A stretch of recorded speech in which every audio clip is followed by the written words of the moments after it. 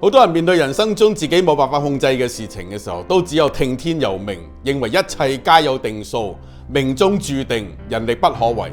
因而對人生採取無奈消極嘅態度，一日過一日，漫無目的同埋方向，更加談唔上任何生命嘅意義。當然，人承認自己嘅有限係冇錯嘅，人亦都根本唔能夠因為多做好事而改變啲乜嘢。